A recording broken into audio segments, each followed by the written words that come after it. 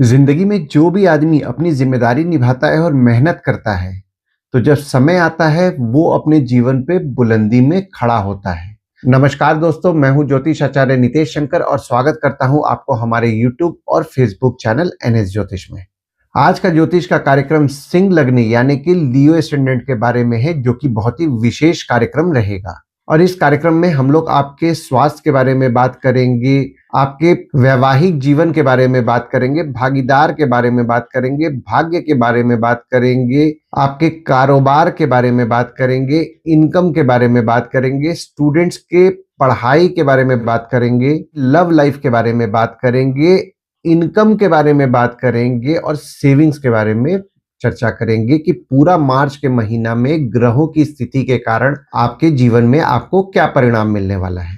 यह कार्यक्रम लग्न राशि के आधार पर आधारित है और अगर आप आपकी कुंडली का विश्लेषण कराना चाह रहे हैं तो नीचे दिए हुए नंबर पे आप हमसे संपर्क करके अपॉइंटमेंट बुक कर सकते हैं। और अगर आपने सिंह लग्न का फरवरी 2026 का मासिक फलादेश एवं उपाय नहीं देखा है तो ऊपर दिए हुए आई बटन पर क्लिक करें। चलिए फिर हम लोग स्टार्ट करते हैं और वीडियो के अंत में हम लोग आपके लिए मार्च के महीना में कौन से उपाय करने चाहिए और कौन से तारीखें आपके लिए शुभ परिणाम लाएंगी और कौन से तारीखों को आपको अवॉइड करना चाहिए उसके बारे में भी चर्चा करेंगे।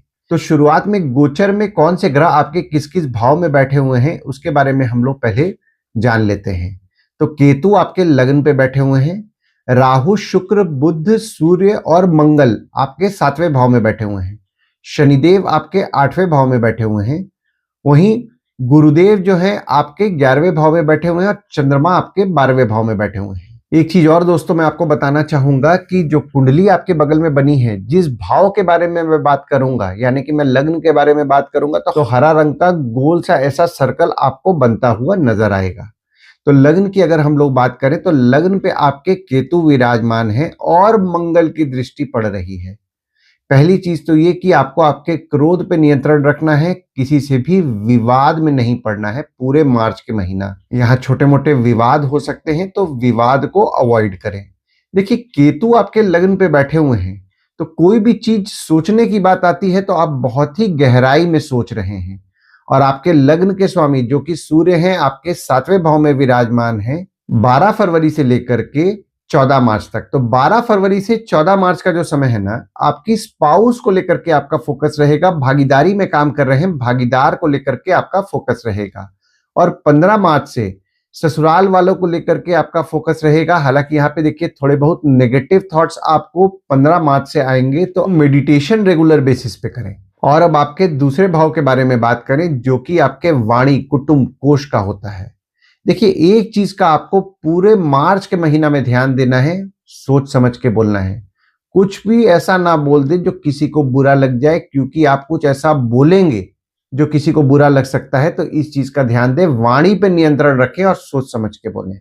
हालांकि यहाँ पे आपके परिवार के सदस्यों के साथ छोटे मोटे मनमुटाव और विवाद दोनों होने की संभावनाएं मार्च के महीना में बन रही हैं, तो मनमुटाव और विवाद से बचें। और आपके दूसरे भाव के स्वामी आपके 7वें भाव में विराजमान हैं 3 फरवरी से, और पूरे मार्च के महीना आपके 7वें भाव में ही विराजमान रहेंगे। तो अगर कोई सेविंग्स आप कर रहे हैं तो आपकी स्पाउस द्वारा अगर सेविंग्स कर रहे हैं तो आपको ज्यादा अच्छा रिजल्ट देखने मिलेगा। भागीदारी में काम कर रहे हैं, भागीदार द्वारा आपके लाभ के योग बन रहे हैं। हालांकि यहाँ पे सेविंग्स की अगर मैं बात करूं तो अनवांटेड कुछ ना कुछ खर्चे निकलेंगे जिसके कारण सेविंग्स में से पैसे खर्च होंगे, तो खर्चों को सोच समझ के पूरे मार्च के महीना कीजिएगा। और अब आपके तीसरे भाव के बारे में अगर हम लोग बात करें जो कि आपके स्वयं के पराक्रम, धैर्य, छोटे भाई बहन, पड़ोसी, डेली के प्रवास का होता है। देखिए तीसरे भाव में आपके गुरुदेव की दृष्टि पड़ रही है और शुक्र की दृष्टि पड़ेगी 26 मार्च से। पराक्रम आपका पूरे मार्च के महीना अच्छा रहेगा और आपके छोटे भाई बहन के साथ आपके संबंध में आपको मजबूती भी देखने मिलेगा। और अब आपके चौथे भाव के बारे में बात करें जो कि आपके सुख, घर, वाहन, माता का होता है। देखिए चौथे भाव में ग्रह कोई नहीं है और ना ही किसी ग्रह की दृष्टि पड़ रही है, पर आपके चौथे भाव के स्वामी आपके 7वें भाव में विराजमान है। तो आपके स्पाउस का सुख आपको निश्चित तौर पर अच्छा मिलेगा। भागीदारी में काम कर रहे हैं, भागीदार का सुख आपको पूरे मार्च के महीना अच्छा मिलने वाला है। और अब आपके 5वें भाव के बारे में बात करें जो कि आपके संतति, प्रेम, पढ़ाई, साधना का होता है। देखिए, 5वें भाव में गुरुदेव और शनिदेव दोनों की दृष्टि पड़ रही है और गुरुदेव की दृष्टि गुरुदेव के घर में पड़ रही है। जो भी स्टूडेंट्स हैं पढ़ाई में उनको शुभ परिणाम मिलेंगे, हालांकि बीच बीच में डिस्ट्रैक्शन डेविएशन होंगे, पर पढ़ाई पे कंसंट्रेट करके अगर वे पढ़ रहे हैं तो उनको शुभ परिणाम पूरे मार्च के महीना निश्चित तौर पर मिलने वाला है। जो भी लोग एजुकेशन फील्ड से संबंधित काम करते हैं, जैसे कि टीचर हैं, प्रोफेसर हैं, कोचिंग इंस्टीट्यूट चला रहे हैं, ट्रेनिंग इंस्टीट्यूट चला रहे हैं, ट्यूशंस पढ़ा रहे हैं, उनके काम में उनको बढ़ोतरी देखने मिलेगा। हालांकि बीच बीच में थोड़े बहुत उतार चढ़ाव देखने मिलेंगे, पर उनके काम से उनके लाभ के योग भी बन रहे हैं। और अगर आपका किसी के साथ प्रेम संबंध चल रहा है, यानी कि आपके प्रेमी या प्रेमिका हैं, प्रेमी या प्रेमिका के साथ भी आपके संबंध में आपको मिला जुला फल मिल रहा है। और अगर आप मेडिटेशन करते हैं, साधना से संबंधित व्यापार करते हैं, तो भी आपके काम से आपके लाभ के योग बन रहे हैं। अब आपके 6वें भाव के बारे में बात करते हैं, जो कि आपके रोग, ऋण, शत्रु, मामा मौसी का होता है। देखिए, 6वें भाव में ग्रह कोई नहीं है, पर चंद्रमा की दृष्टि 1, 27 और 28 तारीख को पड़ेगी और चंद्रमा स्वयं आपके 6वें भाव में 14, 15 और 16 तारीख को विराजमान होंगे। देखिए, अगर कोई शत्रु या कॉम्पिटिटर पे आपके कुछ खर्चा हो रहा है, तो 1, 27, 28 तारीख और 14, 15 और 16 तारीख, इन तारीखों पे अगर आप खर्च कर रहे हैं तो उसका आपको शुभ परिणाम मिल रहा है। आपके जीवन में कानूनी कार्यवाही भी चल रही है या केस मुकदमा चल रहा है, तो भी इस दिन अगर आप खर्च कर रहे हैं तो आपको शुभ परिणाम देखने मिलेगा, क्योंकि 1, 27, 28 तारीख, 14, 15, 16 तारीख को आपके पत्रिका में चंद्रमा द्वारा विपरीत राजयोग का निर्माण हो रहा है। तो आप आपके संघर्ष से सब कुछ हासिल भी करेंगे, पर आपको संघर्ष करना पड़ेगा। संघर्ष करेंगे, 100% आपको रिजल्ट देखने मिलेगा। अब आपके 7वें भाव के बारे में बात कर लेते हैं और 7वें भाव में आपके राहु विराजमान है, गुरुदेव की दृष्टि पड़ रही है, शुक्र विराजमान है, बुध विराजमान है, सूर्य विराजमान है और मंगल विराजमान है। देखिए, 7वें भाव में आपके राहु विराजमान है, तो आपकी स्पाउस हो गए, भागीदार हो गए, आपने नोटिस किया होगा उनके स्वभाव में थोड़ा जिद बढ़ा हुआ है। हालांकि आपके स्पाउस या भागीदार के साथ संबंध में आपके मजबूती आपको देखने मिल रहा है और शुक्र भी आपके 7वें भाव में विराजमान है, जो कि तीसरे भाव के स्वामी है और 10वें भाव के स्वामी है। तो अगर आप भागीदारी में काम कर रहे हैं तो आपको निश्चित तौर पर शुभ परिणाम मिलेगा। हालांकि काम में थोड़े बहुत उतार चढ़ाव आपको देखने मिलेंगे, पर आपको शुभ परिणाम मिलेगा। आपके स्पाउस या भागीदार द्वारा आपको धैर्य की प्राप्ति होगी। आपकी स्पाउस या भागीदार से आपको हिम्मत मिलेगा 1 मार्च तक। और बुध जो आपके 7वें भाव में विराजमान है, बुध आपके दूसरे और 11वें भाव के स्वामी हैं। तो भागीदार हो गए, आपके स्पाउस हो गए, उनसे आपके लाभ के योग बन रहे हैं। और मंगल भी आपके 7वें भाव में विराजमान है और मंगल जो है, मंगल आपके 4थे और 9वें भाव के स्वामी हैं। देखिए, मंगल द्वारा आपके पत्रिका में केंद्र त्रिकोण राजयोग का निर्माण हो गया है 23 फरवरी से। तो 23 फरवरी से आपकी स्पाउस आपके लिए भाग्यशाली रह रहे हैं, भागीदारी में आप काम कर रहे हैं, भागीदार आपके लिए भाग्यशाली रह रहे हैं।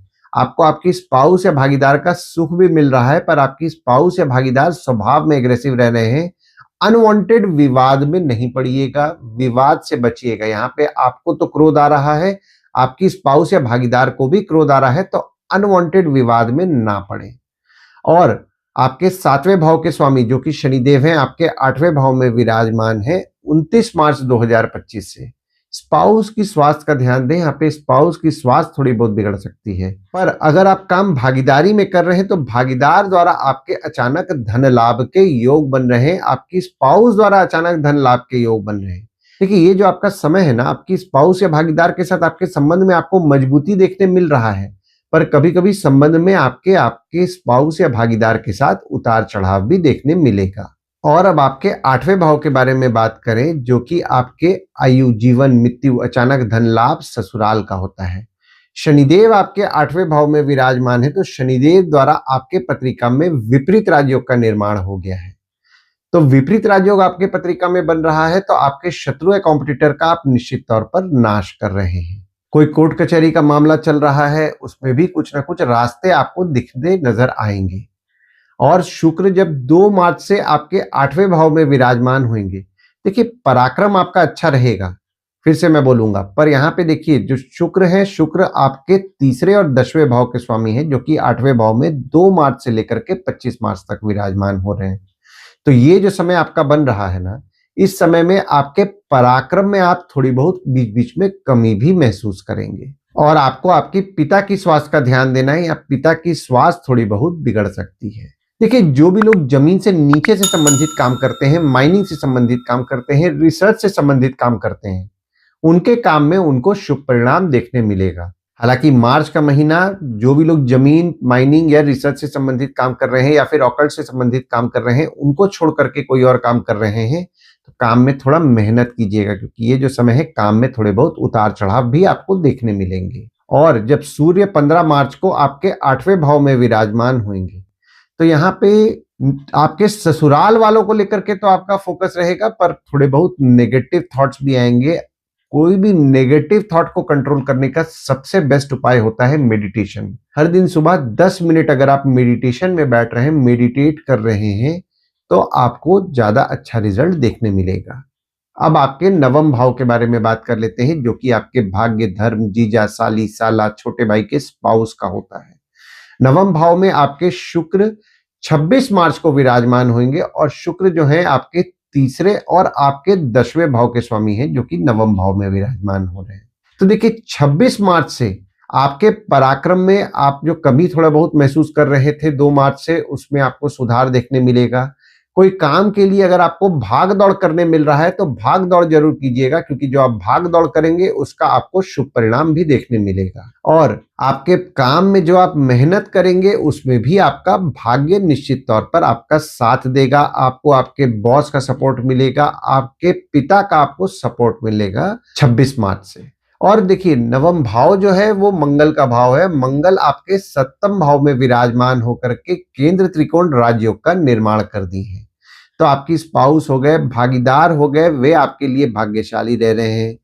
और अगर कोई सलाह की जरूरत है, तो आपके स्पाउस या भागीदार आपके लिए अच्छे सलाहकार भी पूरे मार्च के महीना रहने वाले हैं। और अब आपके 10वें भाव के बारे में बात करें, जो कि आपके बॉस, पिता, काम, ऑफिस का होता है। 10वें भाव में आपके ग्रह कोई नहीं है, पर शनिदेव की दृष्टि पड़ रही है और मंगल की दृष्टि आपके 10वें भाव में पड़ रही है। देखिए, 10वें भाव में शनिदेव की दृष्टि 29 मार्च से पड़ रही है, तो 29 मार्च से आपने नोटिस किया होगा काम में थोड़े बहुत उतार चढ़ाव आपको देखने मिल रहे हैं। जो भी लोग जॉब कर रहे हैं, जॉब स्विच करने का प्रयास कर रहे हैं, जैसा भी अपॉर्चुनिटी कोशिश कर रहे हैं वैसा नहीं मिल पा रहा है। जो भी लोग व्यापार करते हैं, काम में थोड़े बहुत उतार चढ़ाव उनको देखने मिल रहे हैं। और 23 फरवरी से आपके बॉस और पिता को क्रोध भी आ रहा है। अनवांटेड विवाद से बचना है। ये जो समय है विवाद में नहीं पड़े और विवाद को अवॉइड करें। देखिए, यहाँ पे भागीदारी में जो भी लोग काम कर रहे हैं, काम में भले उतार चढ़ाव देखने उनको मिलेगा, पर उनके काम में कुछ ना कुछ भागीदार द्वारा रिजल्ट देखने मिलेगा। आपकी स्पाउस आपके काम में मदद करते हैं, थोड़ा बहुत काम में भले उतार चढ़ाव देखने मिले, पर आपकी स्पाउस द्वारा आपको कुछ ना कुछ शुभ परिणाम देखने मिलेंगे। और अब आपके 11वें भाव के बारे में बात कर लेते हैं, जो कि आपके आय यानी कि इनकम, दोस्त, पहचान के लोग, कम्युनिकेशन, बड़े भाई बहन का होता है। 11वें भाव में आपके गुरुदेव विराजमान हैं, तो इनकम के लिए निश्चित तौर पर शुभ फल की प्राप्ति कराएंगे। काम में उतार चढ़ाव देखने मिल रहा है, पर इनकम होगा। कोई काम कम्युनिकेशन द्वारा करने का सोच रहे हैं, पहचान के लोगों के द्वारा करने का सोच रहे हैं, दोस्तों द्वारा करने का सोच रहे हैं, आपको निश्चित तौर पर शुभ परिणाम मिलेगा। पर यहाँ पे छोटे मोटे मतभेद भी होने की संभावनाएं बन रही हैं, मतभेद से बचिएगा। देखिए, गुरुदेव जो है, गुरुदेव आपके 5वें भाव के स्वामी हैं और आपके 8वें भाव के स्वामी हैं, जो कि 11वें भाव में विराजमान है। तो जो भी लोग जमीन से नीचे से संबंधित काम करते हैं, ऑकल्ट संबंधित काम करते हैं, उनके काम में उनके बढ़ोतरी तो देखने मिल रहा है मार्च के महीना में, और उनके काम से उनके लाभ के योग भी पूरे मार्च के महीना बन रहे हैं। और अब आपके 12वें भाव के बारे में बात करें, तो 12वें भाव में आपके चंद्रमा विराजमान है 1, 27 और 28 तारीख को। देखिए, 1, 27 और 28 तारीख को चंद्रमा द्वारा आपके पत्रिका में विपरीत राजयोग का निर्माण हो रहा है। और 12वां भाव जो होता है वो होता है आपके खर्च, जेल, फॉरेन, हॉस्पिटल, मोक्ष का होता है। तो 12वें भाव में जब चंद्रमा 1, 27 और 28 तारीख को विराजमान होंगे, तो अगर आपके कोई खर्चे हो रहे हैं ना काम को लेकर के, उसका आपको शुभ परिणाम देखने मिलेगा। हालांकि यहाँ पे 1, 27 और 28 तारीख को थोड़े बहुत आप चिंतित रहेंगे, निराशा रहेगा, थोड़ा सा डिप्रेस्ड फील करेंगे और आपके पांव के तलवे में दर्द भी आपको महसूस होगा। तो ओवरऑल अगर मैं मार्च का महीना देख रहा हूं ना, तो मार्च के महीना में काम में आपको मिला जुला फल मिलेगा। हालांकि इनकम आपका निश्चित तौर पर होगा। जो भी लोग जमीन से नीचे से संबंधित काम कर रहे हैं उनके काम में शुभ परिणाम मिलेगा, पर टीचिंग से संबंधित काम कर रहे हैं, एजुकेशन लाइन में है, मेडिटेशन से संबंधित काम कर रहे हैं या कोई भी काम कर रहे हैं, काम में थोड़ा आपको मेहनत ज्यादा करना है। मेहनत कीजिएगा तो आपको 100% रिजल्ट देखने मिलेगा, पर मेहनत करना पड़ेगा। मेहनत नहीं कीजिएगा रिजल्ट नहीं मिलेगा। आइए दोस्तों, अब हम लोग ये समझ लेते हैं मार्च के महीना में शुभ तारीखें आपके लिए कौन सी होंगी, जिस दिन आप कोई भी शुभ कार्य करना चाहते हैं तो कर सकते हैं। तो तारीखें हो जाती हैं 1 तारीख, 14 से 16 तारीख, 19 तारीख, 20 तारीख, 27 तारीख और 28 तारीख। वहीं जिन तारीखों को आपको अवॉइड करना है, यानी कि कोई भी शुभ कार्य करने से बचना है, वो तारीखें हो जाते हैं 4 से 6 तारीख, 12 तारीख, 13 तारीख, 23 तारीख और 24 तारीख। इन तारीखों को आप कहीं लिख के रख लीजिए ताकि आपके ध्यान में रहे। और उपाय में आपको शुक्रवार के दिन देवी के मंदिर जाना है, अर्गला स्तोत्रम का पाठ करना है। मंगलवार के दिन हनुमान चालीसा, बजरंग बाण, सुंदरकांड का पाठ करें, ओम गणपतये नमः का जाप करें। मंगलवार के दिन हनुमान मंदिर और गणपति मंदिर जाएंगे तो आपको अच्छा लाभ होगा। आशा करता हूं इस वीडियो में दी हुई जानकारी आपको पसंद आई होगी। अगर आप हमें YouTube पे देख रहे हैं और ये वीडियो आपको पसंद आया हो तो इस वीडियो को लाइक कीजिए, चैनल को सब्सक्राइब कीजिए, नोटिफिकेशन बेल जरूर दबाइए।